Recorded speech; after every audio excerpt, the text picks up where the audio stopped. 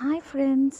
ఈరోజు మేము మీకు ఒక మంచి నీతి కథ చెప్పబోతున్నాం. ఈ కథ పేరు కప్ప మరియు ముత్యం.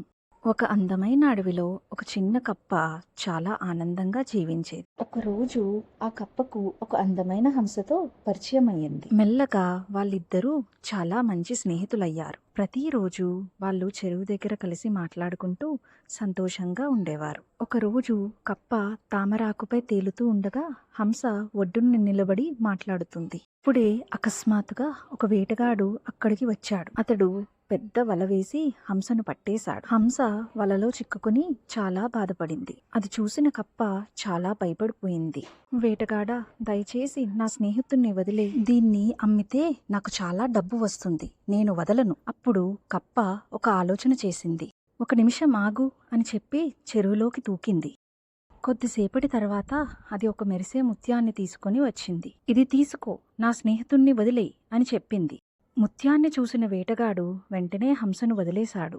హంస బయటపడడంతో ఇద్దరు స్నేహితులు చాలా సంతోషపడ్డారు. కానీ కథ అక్కడితో ముగియలేదు. వేటగాడు ఇంటికి వెళ్లి జరిగిన విషయం మొత్తం తన భార్యకు చెప్పాడు. ఆ కప్ప దగ్గర ఇంకా చాలా ముత్యాలుండాలి. వెళ్ళి అన్నీ తీసుకురా. ఓయ్ కప్ప, అన్ని ముత్యాలు ఇవ్వు, లేకపోతే హంసను తీసుకువెళ్తాను. కప్ప మాత్రం చాలా ప్రశాంతంగా ఆలోచించింది. ముందు నీ చేతిలో ఉన్న ముత్యాన్ని నాకు చూపించు. లోభంతో ఉన్న వేటగాడు వెంటనే ముత్యాన్ని ఇచ్చేశాడు. ముత్యం తీసుకున్న వెంటనే కప్ప చెరువులోకి దూకేసింది. నీ అత్యాశ వల్ల నీ దగ్గరున్నదాన్ని కూడా కోల్పోయావు అని కప్ప చెప్పింది. వేటగాడికి తన తప్పు అర్థమైంది. అతడు చాలా బాధపడ్డాడు. ఫ్రెండ్స్, ఈ కథ మనకు ఏం నేర్పుతుంది? అత్యాశ చివరికి నష్టానికే దారి తీస్తుంది. మళ్ళీ ఇంకో మంచి కథతో కలుద్దాం. Bye bye.